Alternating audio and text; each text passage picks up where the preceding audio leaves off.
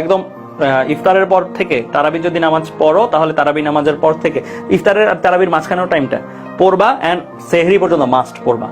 এখন যে যত বেশি পড়তে পারো তত লাভ। এখন কেউ যদি পড়ার সময় কম রাখো, ভাই এটা কিন্তু যতই ট্যালেন্ট হও, যতই মেধাবী, পড়ার সময় কমানো যাবে না। এখন তোমার পড়ার সময় সর্বোচ্চ রাখতে হবে। লাস্ট মোমেন্ট চলতেছে, এইটাই তোমার লাস্ট ঈদ। যেই লাস্ট ঈদ ইনশাল্লাহ তুমি হচ্ছে পরিচয় ছাড়া করতেছো, পরের ঈদ থেকে ইনশাল্লাহ তোমার একটা ভালো পরিচয় থাকবে। ক্যাম্পাসে যে ইফতার করবা, সবাই মিলে একসাথে অনেক কিছু হবে, মানে অনেক ভাল লাগবে আর কি। আমরা চাই যে তোমরা কেউই ওই জায়গা থেকে বঞ্চিত না হও। মানে সবসময় যেন চাই যে তোমাদের প্রত্যেকে যে পরিশ্রমগুলা, একটু পরিশ্রম কম বেশির কারণে কিন্তু অনেকে পাবে না।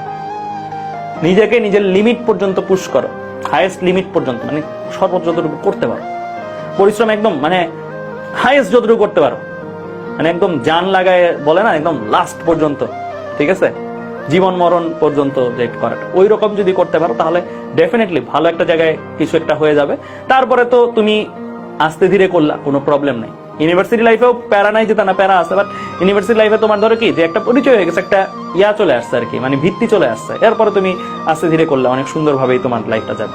সো পরের ঈদে চাও না তোমরা যে পরের ঈদে তোমরা একটা ভালো ইউনিভার্সিটি স্টুডেন্ট হও, অ্যান্ড দেন তোমাদের ইফতার পার্টি গুলাতে তুমি যাও। অ্যালামনাই ঈদের অনেক ইফতার পার্টি হয়, যেমন বুয়েটে অ্যালামনাইরা মিলে ইফতার পার্টি করে, সিনিয়র জুনিয়র সবাই মিলে একসাথে হই। ঢাবিতে ওই জিনিসগুলো আরো বেশি কালচারালি তারা আরো বেশি স্ট্রং।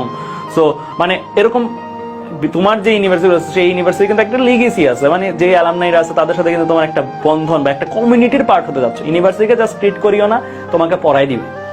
ইউনিভার্সিটি কিন্তু শুধু পড়ার জায়গা না, কলেজ শুধু পড়ার জায়গা, আমরা শুধু পড়ার জায়গা, কিন্তু ইউনিভার্সিটি একটা কমিউনিটি, মানে একটা সমাজ।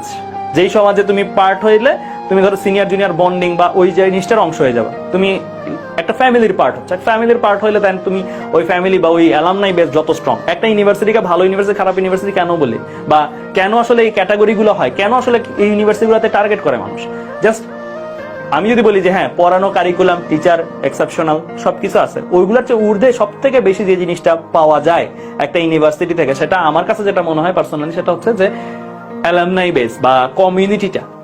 এটা ধরো একটা ঐতিহ্য। তুমি আজকে ধরো এমন একটা ইউনিভার্সিটিতে ভর্তি হইলা যে ইউনিভার্সিটিতে হচ্ছে সবই ভালো, পড়ায় ভালো, সবকিছু ভালো, কিন্তু স্ট্রং কমিউনিটি বেস নেই। তাহলে তুমি যে গ্রাজুয়েট হইলা, গ্রাজুয়েট হওয়ার পর তুমি যখন বিদেশে অ্যাপ্লাই করো বা তুমি যখন দেশেও অ্যাপ্লাই করো, তখন তোমার ওই কমিউনিটি থাকলে কি সুবিধা হয় অনেক।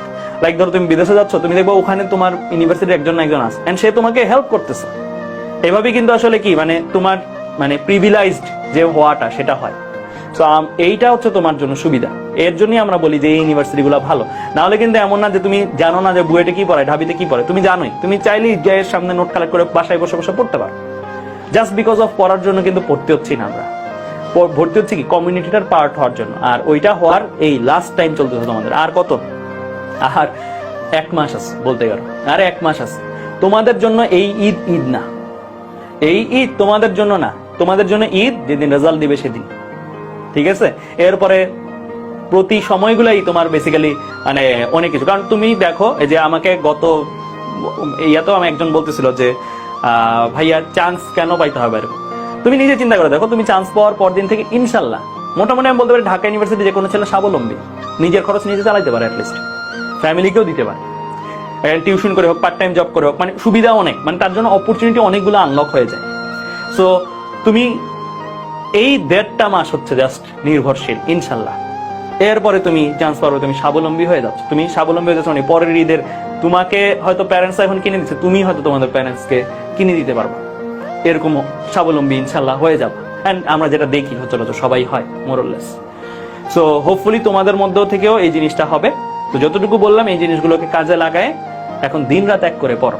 এখন কোনো মানে বিনোদন থেকে বাইরে, অন্য সমাজ থেকে বাইরে, তোমার জাস্ট একটাই কাজ, পড়াশোনা, এন্ড সেটাই কন্টিনিউ করো। ঠিক আছে, আল্লাহ হাফেজ তোমাদের সবাইকে, ধন্যবাদ।